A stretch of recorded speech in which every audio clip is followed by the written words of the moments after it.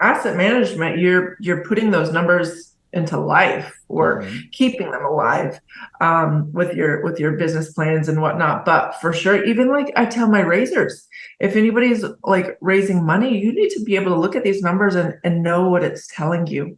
So a lot of the times I would be doing that in the middle of the night when the kids are asleep. My mindset was I have to make it work. What's up, guys? Welcome back to another episode of the Syndicating Your Way to Wealth show, the podcast that educates, inspires, and empowers you to build wealth through multifamily syndications. I'm Katie Cepeda. Hello, I'm Yelfrey De Leon, and we are very happy to have yet another amazing speaker on our show. Yes, it's very exciting. Today's guest is a seasoned real estate professional with a passion for mentoring new investors. Her real estate journey began in house flipping. Today, she has renovated over $2 million in single family homes and has over $11 million in assets under management. She's a rising star in multifamily real estate, a mentor, a wife, and a mother of 5 children. Please welcome Kimberly McCall. Welcome, Kim. Hello, Kim. How are you doing today? I'm doing great. So excited to be here with you guys this evening. Yes, thank you so much for joining us today. We're very excited to have you on the show. All right, Kim. So, why don't we get right into it? Can you please share a little bit about your personal journey in real estate? How did you get started? Yeah, absolutely. So it all began when we read Rich Dad Poor Dad.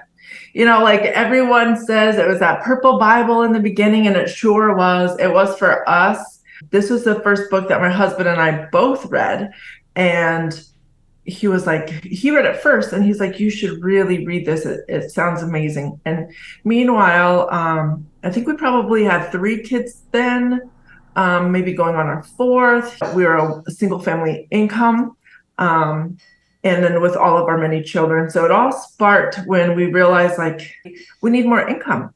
So the idea was we were going to flip homes. I watched a little bit too much HGTV and a little too much Chip and JoJo, and so I know what I liked. But he was the hands, and I was the all these ideas. And we didn't get a crew. We weren't one of those people that had a bunch of people working for us. It was just us. It was him and me and our children. So we did the demo day and clean up, and we'd have people help us out here and there. But it's not that we didn't scale to the point of we're doing 100 homes a year or anything like that. It was so maybe we learned fast. We were very fast learners because that was Right. like it. The 40, which is really like 60-hour work week on top of flipping. My husband was almost working around the clock.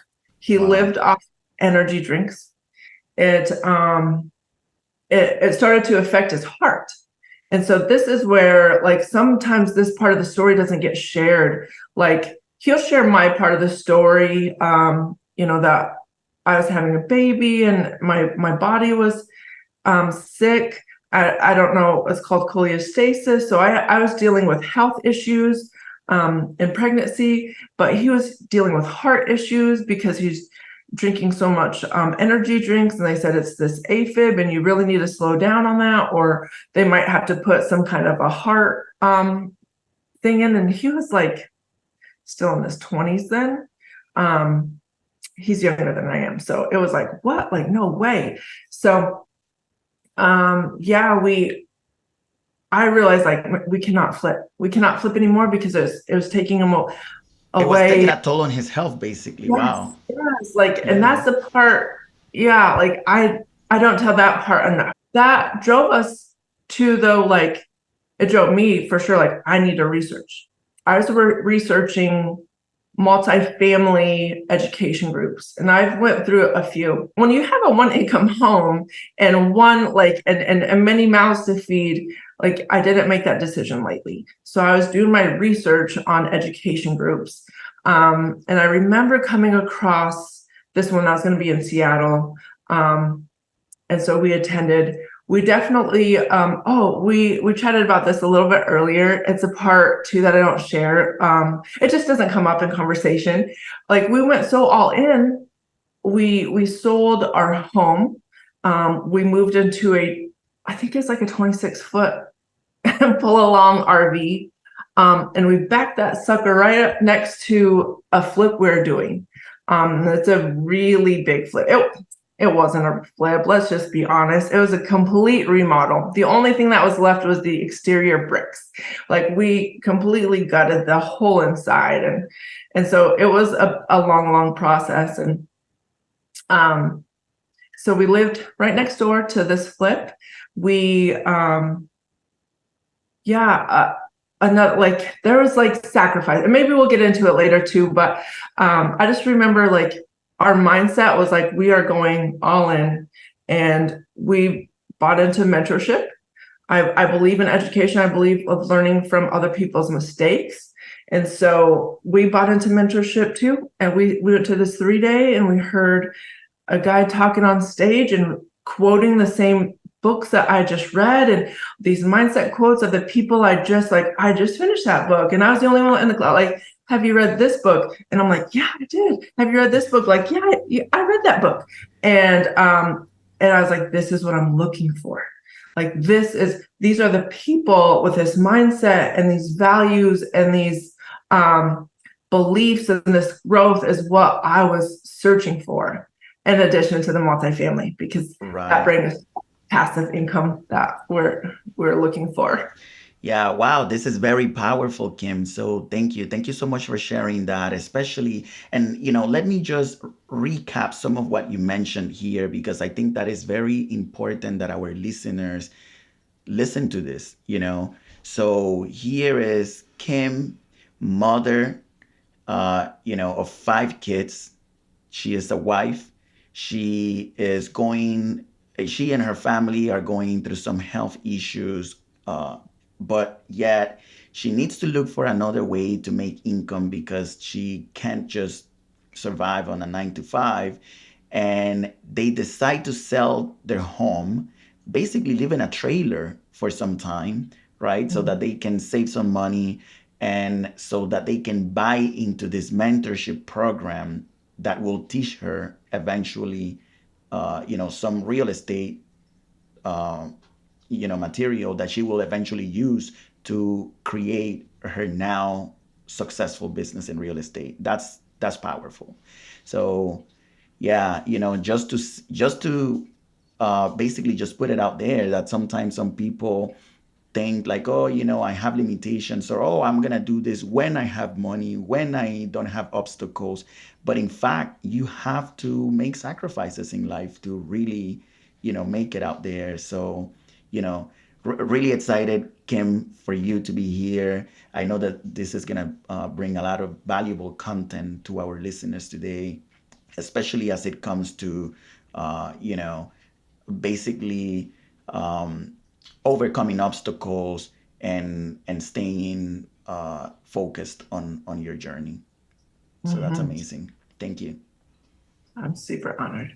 Yeah, I want to piggyback off of what you were saying, Yelfrey, in terms of you being a mother. You were a full-time mom, also a wife. I want to get into the state of mind where you were in, and I know you did say that you had that success mind, but how were you able to manage to basically build from scratch? Because now you're in a trailer, and now you're looking for new work. You're no longer doing flip. Now you're learning about multifamily. How were you able to balance being a mother, being a wife, and at the same time building that business and managing all of that and juggling all of that? Great Oh, question. that is such a great question. That's the question I get so much, and maybe I should chat GPT how to answer it, like, beautifully. I Because love it. I'm like, I have no idea. Like, I really don't have I just know the mindset was, I have to. Like, I have to. When this was going on, we like COVID hit. And so they got the children got sent home. This was like at the height, right? So we had to distance learn the kids. And I remember like, oh my God, like I don't have patience to be a teacher. So bless their hearts, and we'll send chocolates at Christmas because I I don't I don't like I was trying to teach them like it came across like I'm a very much a sight reader. I don't know phonics and these traditional like rules of they try to tell me, and it's still in here and out the other. Like so I was like struggling. I really was. I remember there was a table that had all their school stuff, and at the end was my business stuff, um we had to, it was our dining room table. And I had to school them, and I remember putting the babies to bed so I can underwrite. I knew it had to be done. That was definitely like drilled into me. Underwrite, underwrite, underwrite, know your numbers, know your numbers, know your numbers. So I Right. was like, okay, I need to know my numbers. So I would make myself property after property after property. I would just practice underwriting, which Which, needed to happen. which is a very important skill to have, even if you are, the asset manager within the business, you need to understand the numbers, right? In order for you to Yeah. understand the business. Yeah, asset management, you're putting those numbers into life or Hmm. keeping them alive with your business plans and whatnot. But for sure, even like I tell my raisers, if anybody's like raising money, you need to be able to look at these numbers and know what it's telling you. So a lot of the times I would be doing that in the middle of the night when the kids were asleep. My mindset was I have to make it work. So when we talked about those health problems and my husband was going through those heart problems, like it was very rare that we'd ever have a date night. And we did, like we took the kids to his mom's and we're gonna go on the date night. And he's like, I think I need to go. And this man will never go to the hospital. And he was like, I think something's wrong. Like I think I need to go to the hospital. And sure enough, he was having some kind of like a heart thing. I remember him seeing him on that stretcher and knowing like there is no other choice. Like I have to make this work. Um, he is working so much, so hard on multiple ends with his regular job, his our flipping. And so this, I told him like when we bought into it, and I was like, okay, I have to take charge of this. Like I knew it going in because you already our plate is full. Like I could do this from home. And he's like, yes, absolutely. I'll support you however I can. So I think my mindset was it could be life and death, honestly, like for That's my husband. exactly what I was thinking. It's basically Yeah, like this is the only there was way no other. out. Yes. So I don't know. Sometimes I tell people like your why needs to be a little bit stronger. If Definitely. you were to see your loved one on that stretcher, because I felt like honestly, sometimes I thought it was me. Like I'm cracking the whip. Like we need to get this flip done. We need to get this flip done. Like because if anybody knows, even like we would flip with hard money lenders. So we're paying two mortgages, right? Like we're paying for, like at that time in the beginning, it was like we're paying for a house, we're paying for the flip house. Like so we had to pay Right. mortgage there, we have to pay. So we're paying double electricity bills, paying double water and trash and everything. So we're paying for two homes. And so I was like, the faster we flip and the faster we sell, the faster I don't have to pay those bills. So yes, there was, for me at that time, it was life and death. Um, and Right. so that was the motivation. Yeah, no, thank you. Thank you for sharing that. So when you mentioned paying for the two mortgages, so essentially, you have a house that you need to flip. Basically, you're getting a mortgage, uh, while you fix it, do the renovations. But then on top of that, you also have your mortgage that you have to pay, plus the electricity, water bills, and all of those things. So Mhm. you want to make sure that you do that flip quick enough so that you don't have that double mortgage essentially, and plus all of the other things that are going on in your life, with health issues, the 5 kids, etc. Yeah. So definitely it's a lot. Yeah.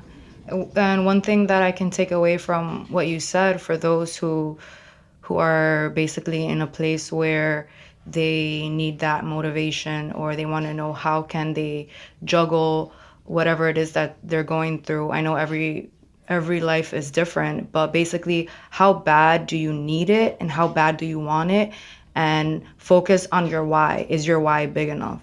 Exactly, exactly.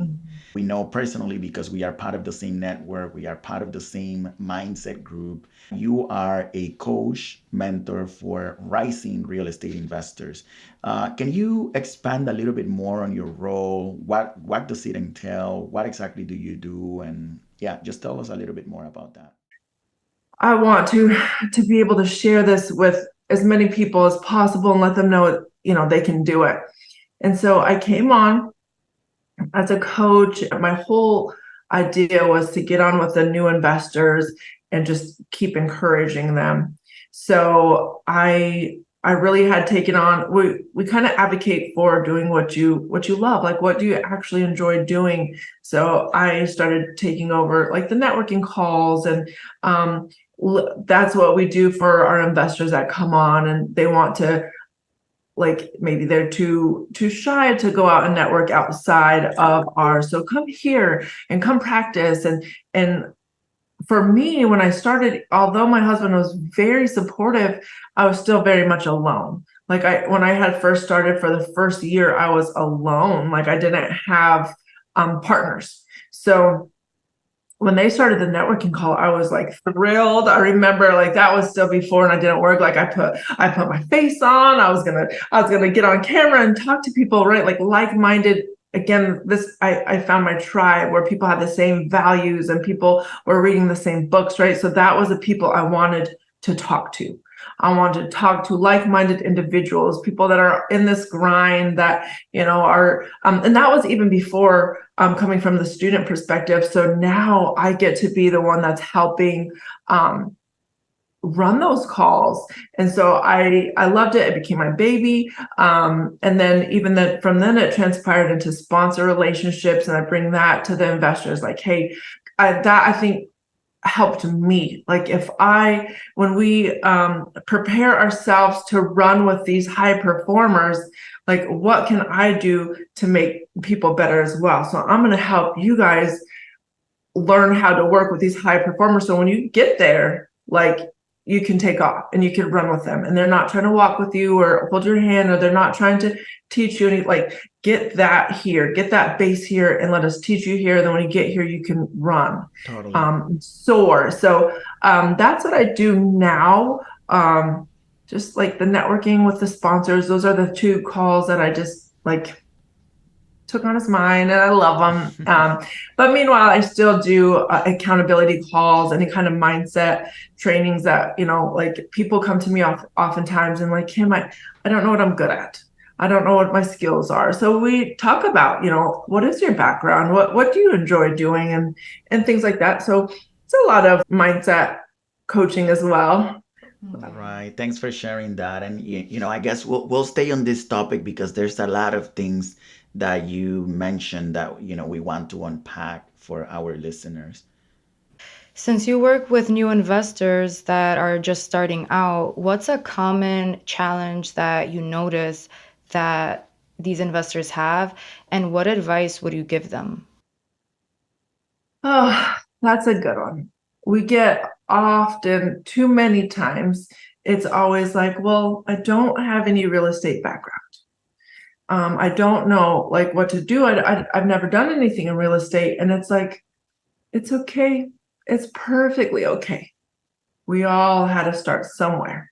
Mindset, for sure. Number one, mindset, because that's what that is. Essentially, when you come in and say, I don't know, like, it's your mindset. It's okay. Like, let's just get that in track. It's not that I don't know, I don't have any previous experiences. Like, okay, what can I learn right now?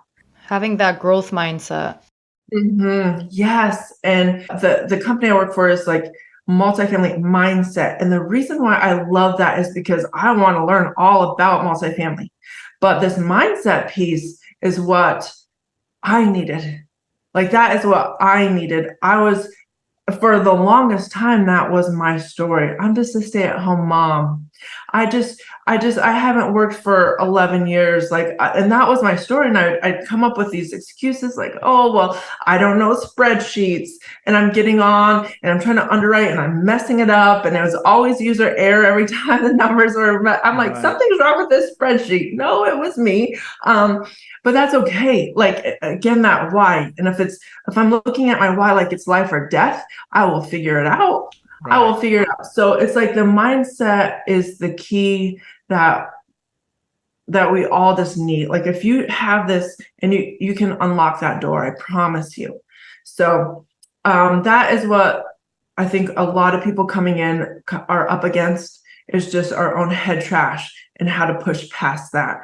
And if we know, like, there is something, if you can remember back, one of my favorite books that I read was Grit, by Angela Duckworth. And she talks about people that have an easy life. And as soon as they had everything so easy, they're naturally talented or whatever, and they go through life and they never hit any roadblocks and they've never had to struggle, then oftentimes when they are faced with that roadblock, they could quit. But people that, maybe had a harder life or harder, like, education or learning differences, and they time after time from childhood and to not having to put extra reps on in a sport or whatever it is, and you come against these roadblocks time and time and you keep pushing past, then you'll know that, hey, right now I'm getting into real estate. I've never had that experience before, but I know I've been in a place before where I had to push through. So if you can just remember, like, there was a time where I didn't learn how to walk. There was a time where my mom actually packed me Exactly. up. And now here we are, and we're walking and we're running and we're having fun. Like, it's okay. You can do it, I promise. So the biggest thing that we come across is mindset. Staying on that same topic, one of the challenges that we see from many people, rising real estate investors, is like, oh man, how can I raise capital for that first deal? Do I come in as a GP on somebody else's deal? Do I raise capital for my own? I haven't had the experience. How do I do this? So, my question for you is, as a coach, as a mentor with the multifamily mindset, what advice do you give to rising real estate investors when they are struggling to, find or raise that first million or that first 500,000 for their first deal? If there is a checklist, what would that checklist look like? For raising capital, I have so many people coming into this network and they're like, Kim, I know people with money. Like, I know people with money. I come from this industry and I'm surrounded by people with money. So I'm going to raise all this money. And so I'm like, okay, and great. Shame on me. I should probably ask, well, how good of a relationship do you have with them right now? And maybe I should take Exactly. them back to that, because I think some people try to skip the whole, They skip like, the steps. Yeah. do I know you? Do I know what you're even looking for? Do I care about what you care about? Mm-hmm. So they go on, they're thinking, I have this opportunity for you. And it's like, whoa, what if they don't think it's an opportunity? So we Exactly. have to know. So the list is simple. We have to know, well, what they care about, right? There's 3 questions I was taught to ask. You ask, what do you currently invest in? You ask, what's your risk tolerance? And what are your goals? So when basically that goals piece to me is the most important part, though, because if you don't need, so I needed cash flow, right? Like, we needed another source of income, not just my husband. So knowing that's how I can approach them. Then I truly know this is an opportunity for you, but maybe they don't care about cash flow. Maybe Exactly. they're in this high tax bracket. Maybe they're a business owner, or maybe or a doctor, or somebody that's up here that needs some tax benefits. Well, if I know exactly what you need, because that's what you care about, then I know if this is an opportunity for you or not. So, Exactly. I think that that's powerful, Kim, what you just mentioned, because, you have to know the deal structure. There are some deals that will work for some investors, and there are other deals that won't work for those same investors. For example, as you mentioned, you have to first nurture that relationship with your investor. How much do I know about them, their family, their situation? What is it that they need? What are their goals? But then on top of that, you have to know, okay, do they care about cash flow? Because if they do, then you want to make sure that you bring them a deal that cash flows, a deal that has 10, 12% cash on cash, or even more, because this is something, they care about, that quarterly distribution, that they're going to get from the rents every 3 months. But if they are more like longer term investors, and they're looking for, like, just the equity at the end, they may not care too much about cash flow. So, it is okay to bring them a deal where they can just invest $500,000, $1 million, just to park their money in this real estate, right? So that when they sell, or when we sell or dispose of the property, so that they can then benefit from that equity distribution piece. So, I think that this is very important to clarify for the listeners here, and drive that point home. So that's great. Thanks for sharing. Yeah, I'm not sure if there's anything else that you wanted to touch on that, or was that all? oh gosh. Yeah, biggest thing, make sure, like, even if you know all the people with all the money, I think, like, the biggest thing is to take yourself out of the equation. Do you truly think this is an opportunity for them, or is it an opportunity for you? That, like, because we go into this like, I need that money because I want to be on GP because I'm trying to do a deal. And what we have to back up and really realize, like, if this is an opportunity for them, like, that's where, like, then we can safely put them into somebody's deal. Like, I'm not trying to pressure them. I'm not trying to take their last dollar. I'm not trying to take their retirement. I'm not trying to, just so I can get a piece of GP, so I can get a deal. So the basic, like, if we completely, like, just really take ourselves, and whether, so this is the question I've had to ask some people. If you were not getting GP for that deal, would you still put that investor into it? That's a very good question. So, Yeah. do you really know your investors? Yeah. Okay. Yeah. Okay. 100%.